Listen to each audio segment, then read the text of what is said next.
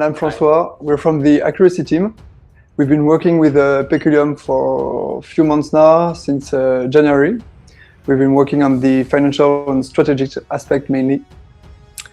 So last week we talked about the strategy of PECULIUM, which means we calibrated the total addressable market. We saw that PECULIUM was addressing both developing and developed countries.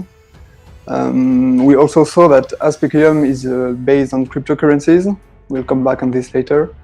Of course, the PECULIUM was a lot dependent on the market capitalization of cryptocurrencies. So today, for the second part of the webinar, we'll talk about the financial side mainly and the financial projection of the token. So first, we'll describe the PCL token, what is the rights that are linked to this token, and basically what are the products linked to this token. And then we will go deep in the modeling side, and we'll finally end with the token trajectory.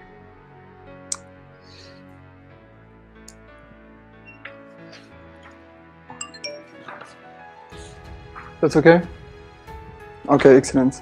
So just a quick remember, PECULIUM is the first savings system on cryptocurrencies, which is based on artificial intelligence, automated machine learning, and the Ethereum blockchain, using smart contracts. So as you know, PECULIUM raised 8.1 million euros during the ICO phase, and today we are in the CCO phase, which is the second token generation event. There are 40 team members around the world. The PCL token is already listed on exchanges like BTC.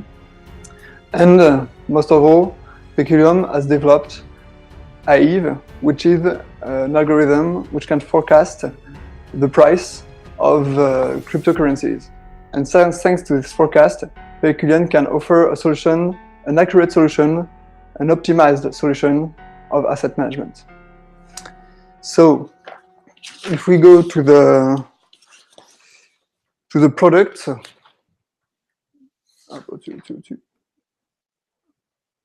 yes, excellent. So there are basically two types of products.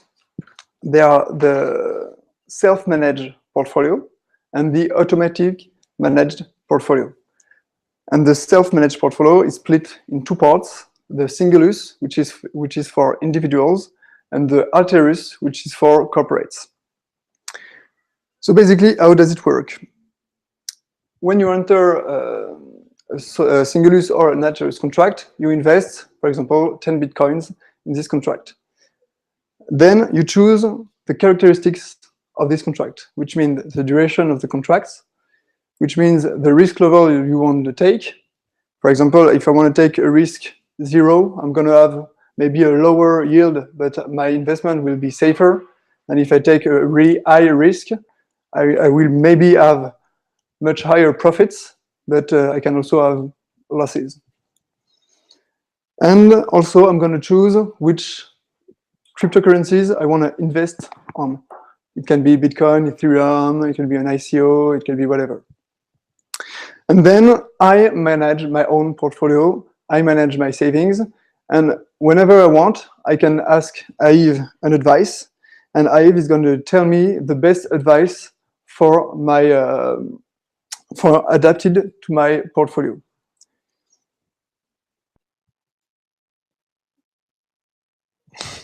Okay. So, and this advice will be paid using the PCL token. And I can choose whether or not to accept this advice and to follow AIXVE advice or not. If I don't follow it, it's fine. And if I follow it, it's fine also. In the end, once the contract is over, there are two options. The contract can be automatically renewed, or I can choose to exit. And if I make an exit, I will pay fees also in PCL token, and the fees will be calculated on the profit I made on my portfolio.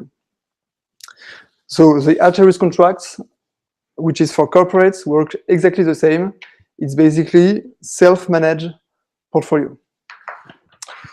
The Solidus product is a little bit different because on this product, it's AIXVE, which is managing the portfolio by itself. So how does it work?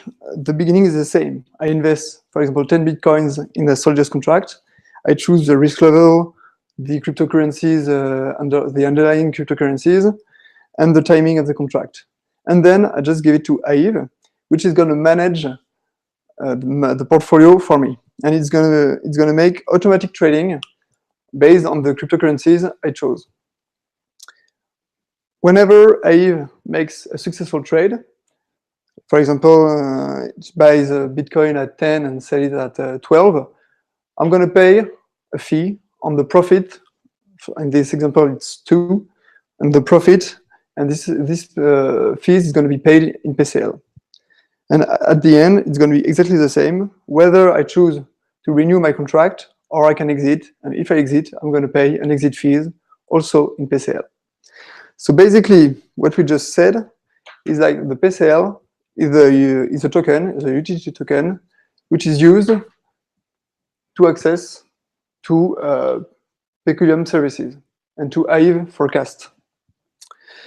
So just to give quick analysis of this token, we did this because the financial modeling depends a lot on the characteristics of the token. So, few characteristics. The token is only issued by PECULIUM. The total supply, the maximum supply is fixed. It's 20 billion, but it can be reduced during the CCO phase if the token are not sold. Indeed, if the token are not sold during the CCO phase, they will be burnt, destroyed, and so the total supply will decrease. So of course, this will be taken into account during the modeling phase, because when you have like a demand, if you have a lower supply, of course the utility value of your token will rise. Then the lifespan, once the token is circulating, there will be no burn rate applied, as we can see in other projects. That means that the token will still live for time. The technology size, PCL is an ERC20 token. The rights is, as we said, it's a right of usage. You access to AIXVE and to the forecast given by PECULIUM. And finally, the business model. The PCL is paid to PECULIUM to have access to AIXVE forecasts. And this is also an important point, and Martin is going to explain you why. So now we're going to focus on the value creation process and the token utility price trajectory. So what we are trying to explain as of now is to what extent when you will buy this token to access to the product, the price will rise depending on both balance of offer and demand. So this is what we will focus on just now. So as we mentioned, PCL is a utility token. So what it means is that anytime you want to access to PECULIUM services, you will definitely have to buy some token in order to be allowed to access to the services. Meaning what? Meaning that most of the value created by PECULIUM project will be, at the end of the day, concentrated in the token. And the more demand you will have for the services, the more demand you will have for the token, and the more demand you will have for the token, the higher the price in the future. So what did we do, in fact, to analyze financially and strategically this token? Because, of course, we cannot use, I would say, the classical methodologies that we use together as financial advisors for, I would say, normal companies, which are not on the blockchain business. So what we did is to go deep into the macroeconomic theory, and we found one theory that could be very useful to analyze some token trajectory. It's called the quantitative theory of money. So what is that? Basically, is a macroeconomic theory that was designed in the past, aiming, in fact, to price different currencies one to another. So what does it mean is that you have a demand for some product in Europe, for instance, you have a demand for some product in the US, and then both demands will be priced both in euros and dollars, and at the end of the day, you will end up with some pricing for both currencies. So we just figured about the same also for other advisors on the market, that it could be very useful to use that formula for a token trajectory. So why? Because in that formula, you have the supply trajectory, you have the demand that will be formulated on the market, but you also have one very interesting parameter, which is the circulation velocity. So what is that? Is that in fact, when you have some project and circulation of goods on a market, in fact, it's quite difficult to know what will be the offer at some point, because when I buy something, then I will put the token back on the market. So meaning that there will be some circulation over, and then we have to put some control of it and to model it in a very thorough financial model. So in that case, in fact, the circulation velocity will be a parameter within PECULIUM's business model. Why? Because as François explained, when you will pay your token, it will be paid to AIXVE and PECULIUM, and then they will be the one that will be reintroducing the token on the market. So basically, it's just a parameter that will be fixed in that case. So meaning that we will focus on two aspects: the supply trajectory, so the M parameters, and the demand parameters linked to what I've just explained before. So then, if you focus on the demand, basically we have two aspects, B2C demand and B2B demand. So here we focus on the B2C demand, meaning that it will be the services that will be bought by everyone, by me, by you, but not by the companies. So what did we do? In fact, we perform what we call as strategy advisors market sizing. So we identified, based on the visit on the internet website, where the clients might be in the future. And then we determine what we call a geographic mix, what you have here: America, Asia, Europe, and Africa. And we try to figure out what could be in the future growing demand for PECULIUM, linked on the willingness of the people to buy the product. So this is what you have on the bottom of the slide, with a market share increase for both products in the future. So just after the delivery of the products, we expect to have a very sharp increase of the demand, leading to a target market share, which will be quite significant in terms of crypto valuation overall. If you look at the top right of the slide, you will see an average investment per user and by region. Why? Because of course we took into account in the financial model that people won't have the same capacity to invest, whether they are in Africa, in Europe, and in Asia. So we expect, for instance, to have much more clients in terms of numbers in Africa, in Asia, that we can have in France. But at the end of the day, it will be a balance, because the people that are going to invest in France maybe will invest much more money than the others. So we will have quite a balance in terms of, I would say, geographic breakdown in terms of investments. If we focus now on the B2B demand, it's a key point that PECULIUM will not only target the end user consumer, but only will provide some services for existing investment managers, meaning that it will be a platform that will be used to assist basically existing traditional asset managers to break into this cryptocurrency market, to help them to have the adequate and the proper tool to address this market and to limit the risk and maximize the benefits. So what did we say? We basically consider that the growing demand will, of course, happen, but depending on the regulation in different countries. So meaning the harder the regulation, I would say the less demand you may have for institutionals to go into that market. So actually, we try to find some sources on the internet depending on the capacity from the regulator to find some adequate measures. So we define a growing demand by countries as well, to define what will be the demand of PECULIUM for the investment platforms that will use PECULIUM as a service. Okay, so now, as we said, so the demand for pre-sale is driven basically by the users and by the asset under management, which are basically the assets which are managed by PECULIUM. For the number of users, what we found is that the single use is going to be the main smart contract which is going to be used. And we approximate in 2021 approximately 2,050,000 users. And for the Alteris and the Solidus contract, we estimate a little less, maybe 10,000 users for our model. We did exactly the same thing on asset under management. And so once this is said, we can say, okay, we are forecasting the utility value, but why in that case the PCL token is not at 0 right now? Because we still don't have the product. It's basically because there is a speculative demand which represents the anticipation of the market of the transactional demand which is linked to PECULIUM services.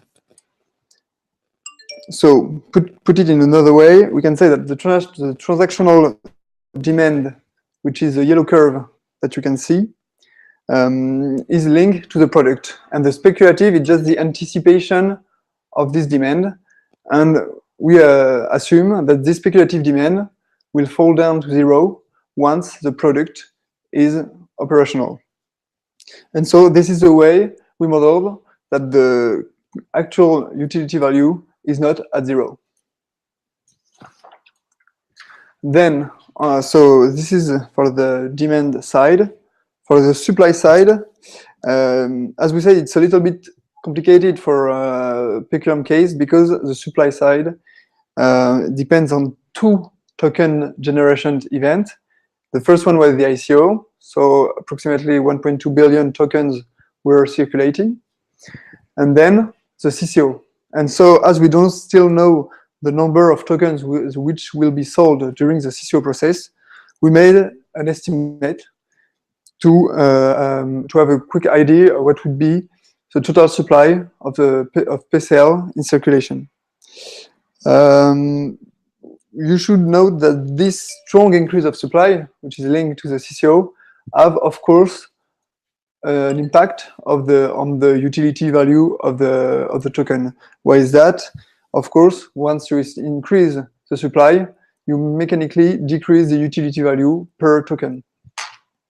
But we will see that this strong increase of supply has only an impact on the value for the few months of the CCO project.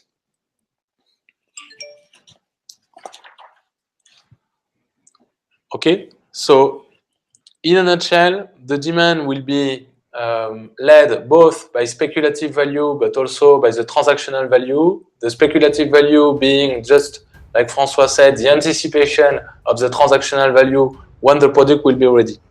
So then you have a balance between demand and offer, basically, and supply, that will, in fact, deliver what we call the PCL utility value, which is basically not really the price of the token, because the price is something that you measure on the market, really linked to market effects and market conditions, but the utility value, meaning the economic value based on the business case of PECULIUM, which we have designed together with the team. On the right, you have a breakdown of the demand, which is quite interesting to see because we cross-analyzed the geographic mix and the product mix. So you see quite a deformation between America, China, and Europe, depending on the product we consider. So in a nutshell, if we look at the final slide of this presentation, you see an economic model predicting the PCL utility value by 2021, designed on a market sizing approach, crossed with some financial analysis parameters that we have designed together with PECULIUM team that are linked to quite some old economic theories that we find very interesting to forecast this utility value. So here you have, in fact, quite a sharp increase of the utility value linked to the sharp demand that we can expect based on the business case that is solid for PECULIUM, but also you can see the breakdown by product. So therefore, you can have a breakdown of the value that will be delivered product by product once the roadmap for each one of this will be delivered. So in a nutshell, if we would like to conclude, in fact, what we would say is that once it's quite simple token economics, basically, the token has to play a role in the ecosystem. Here it's quite simple.